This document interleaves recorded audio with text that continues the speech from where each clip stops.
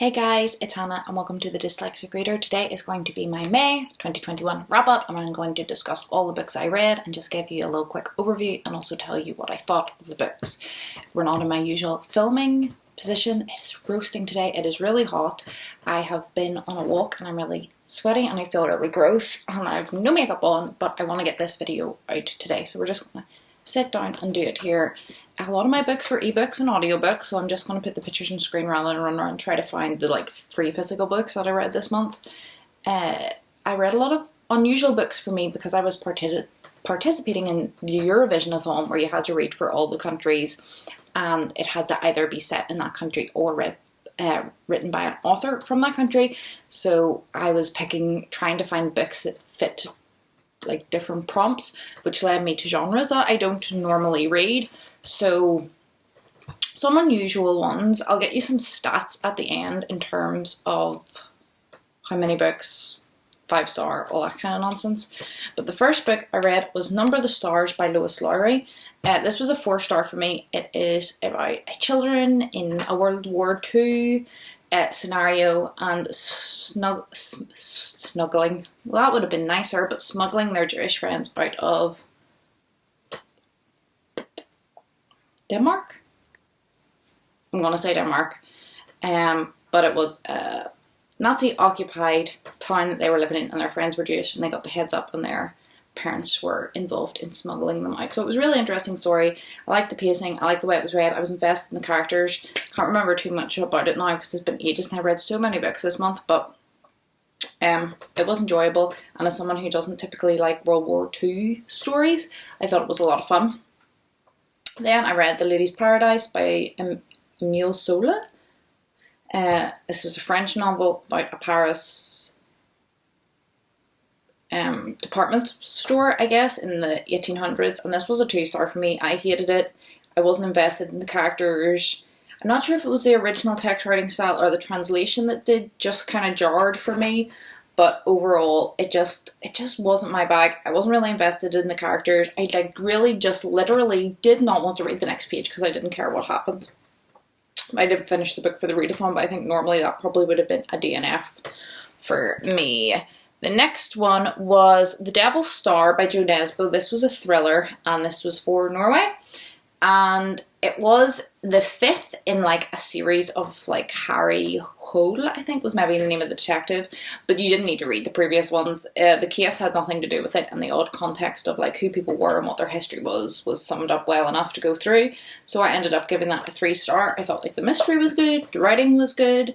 It just wouldn't have pulled me in to read any more of her works necessarily. So just nothing bad, nothing wrong with it. I enjoyed myself, but it wasn't anything that would get me overly excited about. The next book was Heidi. I'd never read Heidi before, and this was just a 3-star for me. I don't really get the hype. There's nothing wrong with it. I'm not really sure how it was made a classic, whether it was turned into a movie or something at a really opportune time and the movie got big and then the book got big and it was just considered a classic. I'm not sure, but I wouldn't necessarily put it on the list of classics children's literature for me personally. So that was a 3-star. The Ice Princess by Camilla Lackberg. I probably butchered that name. I'll be putting everything on the screen anyway. This was for Iceland, and this again was a murder mystery thriller-esque, but I enjoyed this one a lot more. It got a 4-star for me.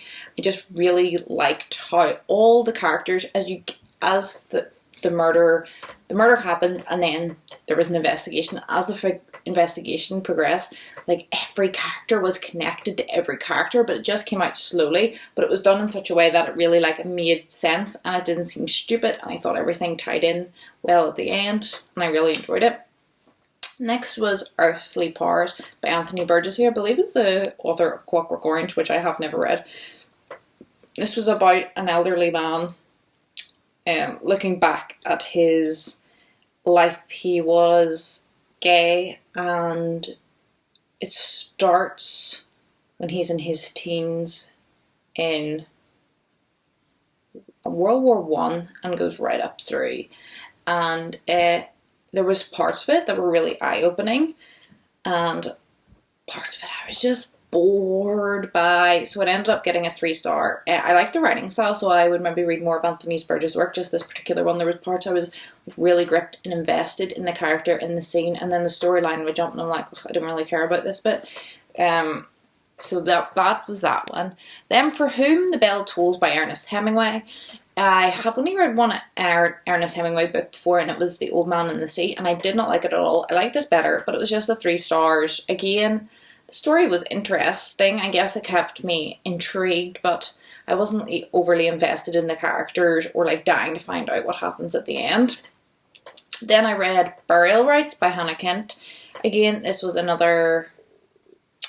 It wasn't really so much a mystery. It was about a girl who was convicted of murder and then was sentenced to death, and she had to go and stay with this family until she could be executed. It was set 1700s or something, and they got talking to her and talking about her life and how she was brought up and how she actually wasn't really responsible, but she was responsible, and how it was all tangled up and kind of was just kind of like a disaster of fate for everybody involved. And I did enjoy it, but getting near the end I was just kind of ready for it, because we knew she was sentenced to death, so that she was going to die at the end, so it was just kind of like a flashback of her life, and to a certain extent it was interesting, and then to another extent she lived with this family for 2 months and then she died, so and that was a bit of an odd one. The next one I really enjoyed, this was The Shadowland by Elizabeth Kostova. I read The Historian by her last year and don't think I enjoyed it as much as this. So this is about a girl whose brother disappears when they're like teenagers, and it was always his dream to travel, so she decides that she's going to go to... Can't even remember the countries now, because I read these all for Eurovision on, so they were all spread across Europe and they all have kind of blended. Dutch, maybe this one was for? I can't remember. But she goes there to be a teacher, but when she arrives at the hotel, she is standing on the curb waiting for a taxi to pick her up, and there's a family beside her and they have a bit of an interaction. Then she gets in the taxi and realizes that she had a black bag, they had a black bag, and she's took their bag and they've took her bag. When she looks inside the bag to see if there's any address or forwarding phone number, any information that she might get, if she discovers that what's in the bags is ashes, human ashes. So she's like, I really have to return these. It's obviously quite important to someone, so she goes to the police and they seem a bit weird about the whole thing, but then she's like, cultural differences, maybe, you know, maybe there's nothing about it. But then as she goes to try and find this family, she like is followed and weird things start happening and they start finding out the story of like, maybe there's more going on here. And I really enjoyed it. I really enjoyed the characters. I thought the pacing was good. I thought the mystery was obvious to believable, but not obvious, which is sometimes hard to pull off. So I really enjoyed that. Then I read Othello, the play by William Shakespeare. Again, I was just looking for something to tick off countries at this point. This was the last one I read, and I think because it was a play, I was able to fit it in like the day before because I had time to read something else, and it was a 2-star. This was the first like William Shakespeare play. I haven't read them all, but I've read a good chunk of them that I really just did not like. Like, I didn't care for the characters. I just could not visualise it in my head, and it could have just been me. I was not in the right headspace at the time, but I was just not down for it, and it was like kind of in bed, just like, oh, get through this. So it got a 2-star for me, which is really low for me. I very rarely give 2 stars, but well, this was. We have 3 more. Rick by Alex Gino. I read George by Alex Gino a number of years ago, which was about a transgender girl in the schools all get middled up for me in elementary school. She was quite young, and I really enjoyed it. And this is Alex Gino's newest book called Rick, and it is about a young boy, and it's not like a sequel, but the same character. There is character overlap, which is nice. And he starts going to middle school and kind of realizes that maybe he's not, you know, all the other boys are joking about fancying girls and stuff like that, and he's maybe not like them. So he joins like a rainbow support group thing that they have in the school, and it's about him exploring his identity and working out what like labels he wants to put on himself. So I really enjoyed it. I gave it a 4 star. I thought the pacing was good, and I thought it would be really good to read with children. It's not necessarily a book. From my perspective, I would not just give it to a child to go and read. It's because it's kind of aimed for younger, I would say 9, 10 up. I think that it's something that you would want to read with a child and have conversations about, and for that it's brilliant. I'm not sure whether you would just like buy this book for a child and let them go at it. I think they might be a little, not confused, like confused sounds like a bad word, because you're like, oh, it's this weird thing that they're confused about, but they would have, I think, a lot of questions and want a lot of things explained, and yeah, they could come to you with questions, but if you read it with them, you could explain it and take little tangents and have a discussion after each chapter about what's going on. I also really liked they tackled like homophobia in the book really well, and also there was young people that were not tolerant, and there was old people that were tolerant, and I think a lot of the time it's kind of seen as like, oh, the young generation is like really like open to all this and really accepting, but the old generation are all like hard and callous, and like I think it's sometimes depicted that way. So I think it was nice to see like there was old people who were like, yeah, I've experienced this, like it's a completely normal thing, I love you anyway. And then there was young people who were still like bullies, so I think that was well tackled. I then read Frozen by Tim Bowler. This was a reread for me, but I had read it 15 years ago maybe. And it was a 4-star, I would say, when I first read it, but it was only a 3-star now. I was definitely intrigued by the mystery, but like I really, really enjoyed this book when I first read it when I was like 13. But I'm not really sure what I was obsessed about at the time, but it was still a good book. It's a mystery. I think it's I would put it slightly higher at middle grade, into the like 14 maybe age bracket-ish. In terms of content. And a young girl is at home, her dad's out on a date, her mother has left, her brother is missing, presumed dead, and she gets a telephone call, and it's like this boy, and he's like, I'm outside, I can see you, and she's like, why did you ring here? And he's like, I've just taken an overdose and I don't want to die alone, I want to be talking to somebody. And then she follows this weird boy, and people around town have seen him, but he kind of seems to have weird powers, and there's loads of rumours about him. And it's just kind of like a little mystery story. So I did enjoy it. I did enjoy Tim Bowler's writing. And I have other books by him that I have not yet read. So I'm definitely open to those. But this was just a reread for me because I knew that I loved it so many years ago. I thought I would give it another crack. But it was just okay this time around. And then my last one was Arusha and the End of Time by, I'm going to have to lean into my computer here so I can actually see the author's name because I've forgotten. Roshani Choisky.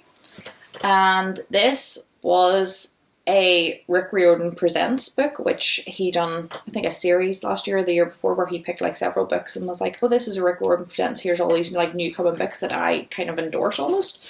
And this was one of those which I didn't know when I picked it up from the library and opened it and saw the intro by him, and it's very Percy Jackson-esque.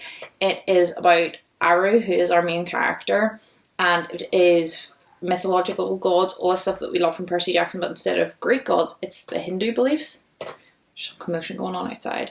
And if I say anything wrong here, please educate me. I really enjoyed reading this and finding out more about the Hindu religion, culture and beliefs, because it's not something that I do know a lot about. So if I say anything wrong or mix up, please let me know in the comments, because I really enjoyed learning about it and I don't know that much and I would love to be educated more. It is a 4-part series, a quartet, and this is the first one. I've already started the second one today.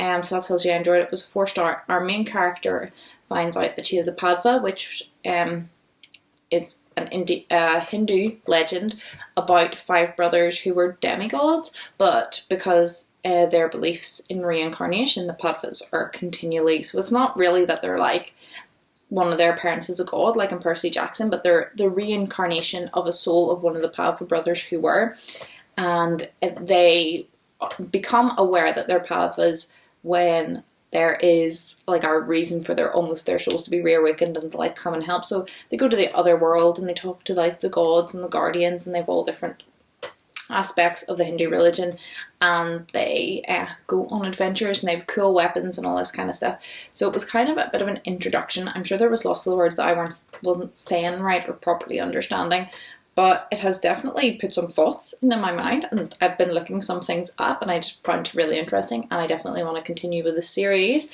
And it got a 4-star for me. It wasn't a high 4-star because there was parts where I thought it could have been edited down a little bit. The book could have been a little shorter. But overall, I really enjoyed it. And I had the second one I have started on an audiobook, and I can recommend the audiobooks as well. It's really well done. So that is us for today. I'm exhausted. I'm tired.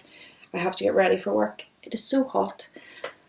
And I just wanted to make this video, and even though I wasn't feeling like properly setting everything up, to let you guys know what I read last month. I hope you all had a really good reading month. Let me know down below what you were reading, what you enjoyed, how the month went for you. I hope you're all happy and healthy and staying safe, and hopefully I'll see you in my next video. Bye!